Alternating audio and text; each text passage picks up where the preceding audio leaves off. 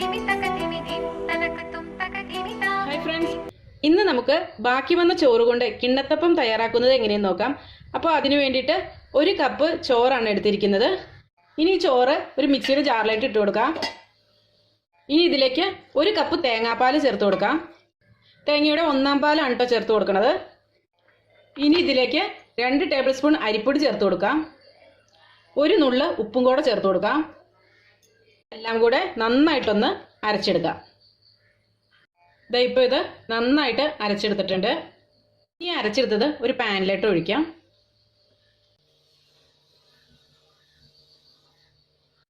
ഇനി ഇതിലേക്ക് വേണ്ടത് 1 കപ്പ് ശർക്കര പാനിയാണ് കേട്ടോ.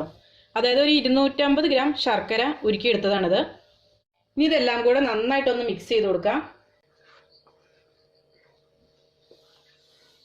അപ്പോൾ ഇനി ഇത് സ്റ്റൗവിലേക്ക് വയ്ക്കാം. എന്നിട്ട് ഒരു മീഡിയം ഫ്ലെയിമിലിട്ട് കുറുക്കിയെടുക്കണം. അരിപ്പൊടി ചേർത്തിരിക്കുന്നതുകൊണ്ട് ഇളക്കി കൊടുത്തുകൊണ്ട് തന്നെ ഇരിക്കണം, അല്ലെങ്കിൽ ഇത് പെട്ടെന്ന് തന്നെ അടി പിടിക്കും. അപ്പോൾ ഞാനിത് ചെറിയ ബർണറിലാണ് വെച്ചിരിക്കുന്നത്. അതായത് എൻ്റെത് 2 അടുപ്പിൻ്റെ സ്റ്റൗ ആണ്. അപ്പോൾ അതുകൊണ്ട് തന്നെ ചെറിയ ബർണറിലാണ് ഞാനിത് വെച്ചിരിക്കുന്നത്. അപ്പോൾ അതുകൊണ്ട് ഞാനിത് ഹൈ ഫ്ലെയിമിലാണ് ഇട്ടിരിക്കുന്നത്. അപ്പോൾ നിങ്ങളുടെ ബർണറിനനുസരിച്ചൊക്കെ വ്യത്യാസം വരുത്തുക കേട്ടോ. അപ്പോൾ ഇനി ഇത് ഇളക്കി കൊടുത്തുകൊണ്ടേയിരിക്കാം. ഒരു 10 മിനിറ്റൊക്കെ വേണ്ടി വരും കേട്ടോ നന്നായിട്ട് കുറുകി വരാനായിട്ട്. ഇപ്പോൾ ഇത് കുറുകി വന്നിട്ടുണ്ട്. ഇനി ഇതിലേക്ക് 1 ടീസ്പൂൺ നെയ്യ് ചേർത്ത് കൊടുക്കാം. ഒരു ചെറിയ സ്പൂണിന് 1 സ്പൂണാണ് കേട്ടോ ചേർക്കുന്നത്. ഇതിലേക്ക് എന്തെങ്കിലുമൊക്കെ നട്ട്സ് ഉണ്ടെങ്കിൽ അത് ചേർത്ത് കൊടുക്കാം കേട്ടോ. ഞാനിപ്പോൾ 2-3 ടേബിൾ സ്പൂൺ നട്ട്സ് ചേർത്ത് കൊടുക്കുകയാണ്. അപ്പോൾ ഇതിന് പകരമായിട്ട് സാധാരണ നമ്മൾ കൽത്തപ്പം ഉണ്ടാക്കുമ്പോൾ ചേർക്കാറുള്ളത് ഈ കടലപ്പരിപ്പ് വേവിച്ചാണ് ചേർക്കാറുള്ളത്.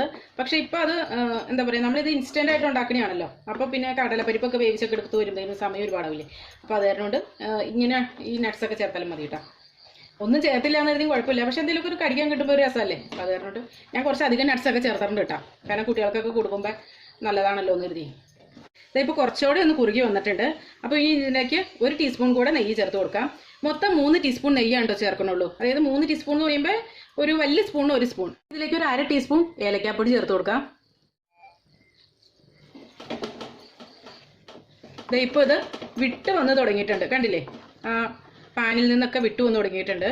അതുപോലെ ഇതുപോലത്തെ ഇങ്ങനെ ഹൽവ ഒക്കെ ഉണ്ടാക്കുമ്പോൾ ഉണ്ടല്ലോ, ഇങ്ങനത്തെ ഈ ഫ്രൈങ് പാൻ പോലെയുള്ളത് ഉപയോഗിക്കുന്നതായിരിക്കും എളുപ്പം. അപ്പോൾ ഇങ്ങനെ പറ്റി പിടിച്ചിരിക്കത്തൊന്നുമില്ലല്ലോ, പെട്ടെന്ന് തന്നെ നമുക്ക് എടുക്കാൻ പറ്റും.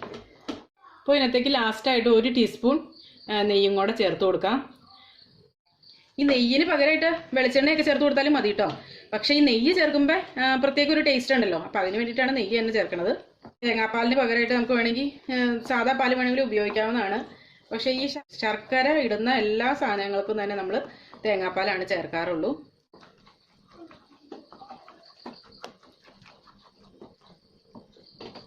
ഇപ്പോൾ ഈ കിണ്ണത്തപ്പം റെഡി ആയിട്ടുണ്ട്, കണ്ടില്ലേ?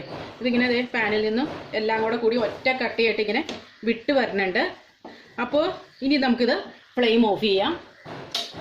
അപ്പോൾ ഞാനിവിടെ ഒരു 7 ഇഞ്ചിൻ്റെ ഒരു ടിന്നാണ്, കേക്ക് ടിന്നാണ് എടുത്തിരിക്കുന്നത്. അപ്പോൾ നിങ്ങൾക്ക് എന്തെങ്കിലും പാത്രം എടുത്താൽ മതി. നമ്മുടെ സ്കൂളിലൊക്കെ കൊണ്ടുപോകണേ ലഞ്ച് ബോക്സ് ഒക്കെ ഉണ്ടല്ലോ, അതോ എന്തെങ്കിലും ഇതുപോലത്തെ പാത്രം എടുക്കുക. എന്നിട്ട് കുറച്ച് നെയ്യ് തടവി വയ്ക്കും കേട്ടോ. സൈഡിൽ കൂടെ ഒക്കെ നെയ്യ് തടവണം കേട്ടോ. ഇനി നമ്മൾ ഉണ്ടാക്കിയെടുത്ത ഒരു കിണ്ണത്തപ്പം ഇതിനകത്തേക്ക് ഇട്ട് കൊടുക്കാം.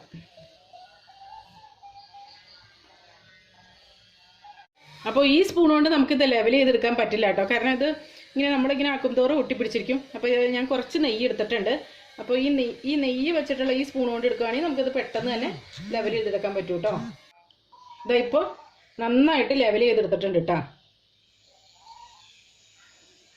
അപ്പോൾ ഇനി ഇത് കുറച്ച് നേരം ഇങ്ങനെ ഇരുന്ന് തണുക്കട്ടെ. ഒരു 1 മണിക്കൂറൊക്കെ കഴിഞ്ഞതിന് ശേഷം മാത്രമാണ് കേട്ടോ നമുക്കിത് ഡിമോൾഡ് ചെയ്തെടുക്കാൻ പറ്റുള്ളൂ. അപ്പോൾ ഒരു 5 ഇഞ്ചിൻ്റെ ടിന്നൊക്കെ എടുത്താലും മതി കേട്ടോ. ഇതിപ്പോൾ ഞാൻ 7 ഇഞ്ചിൻ്റെയാണ് ടിന്ന് എടുത്തിരിക്കുന്നത്. കാരണം ഈ ഡിസൈനൊക്കെ ഒന്ന് വരട്ടെ എന്ന് കരുതി എടുത്തതാണ്. പക്ഷെ അന്നേരം കട്ടി കുറവായിരിക്കും കേട്ടോ. അപ്പോൾ നല്ല കട്ടിക്ക് നല്ല പൊന്തിയൊക്കെ ഉള്ള ടൈപ്പ് കിട്ടണമെന്നുണ്ടെങ്കിൽ ഒരു 5 ഇഞ്ചിൻ്റെയോ അല്ലെങ്കിൽ 6 ഇഞ്ചിൻ്റെ എടുത്താലും മതി. അപ്പോഴും കുഴപ്പമില്ല ഈ ഒരു ക്വാണ്ടിറ്റിയിലുള്ളതായിട്ട് ഉണ്ടാക്കുമ്പോൾ. അപ്പോൾ അതായത് ശരിക്കും തണുത്ത് വന്നിട്ടുണ്ട്, ഇതിൽ ചൂടൊക്കെ മാറിയിട്ടുണ്ട്. ഇനി ഇതൊന്ന് കൊട്ടിയിടാം.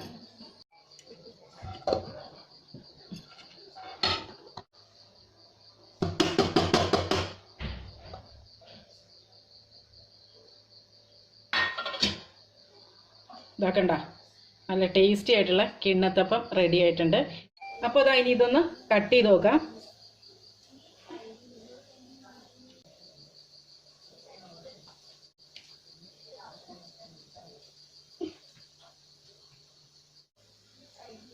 നല്ല ടേസ്റ്റി ആയിട്ടുള്ള കിണ്ണത്തപ്പം ഉണ്ടോ. എന്താ പറയുക, വായിലിട്ടാൽ അലിഞ്ഞു പോകുന്നു പറഞ്ഞ പോലത്തെ കിണ്ണത്തപ്പമാണ്. വീട്ടിലുള്ള ഇൻഗ്രീഡിയൻസ് മാത്രം ഉപയോഗിച്ച് വളരെ എളുപ്പത്തിൽ തയ്യാറാക്കിയെടുക്കാവുന്ന ഒന്നാണല്ലോ ഇത്. അപ്പോൾ ഇതെല്ലാവരും ഒന്ന് ട്രൈ ചെയ്ത് നോക്കട്ടോ. എന്നിട്ട് ഫീഡ്ബാക്സ് ഒക്കെ അറിയിക്കണം. അപ്പോൾ വീഡിയോ ഇഷ്ടമായിട്ടുണ്ടെങ്കിൽ ലൈക്ക് ചെയ്യുക, ഇഷ്ടമായില്ലെങ്കിൽ ഡിസ്ലൈക്ക് ചെയ്യുക. ഇഷ്ടമായിട്ടുണ്ടെങ്കിൽ നിങ്ങളുടെ ഫ്രണ്ട്സിനും റിലേറ്റീവ്സിനും ഒക്കെ ഒന്ന് ഷെയർ ചെയ്ത് കൊടുക്കുക. അപ്പോൾ നല്ലൊരു റെസിപ്പിയുമായി വീണ്ടും കാണാം. എല്ലാവർക്കും നല്ലൊരു ദിവസം ആശംസിക്കുന്നു. Thank you for watching Aisha's creations.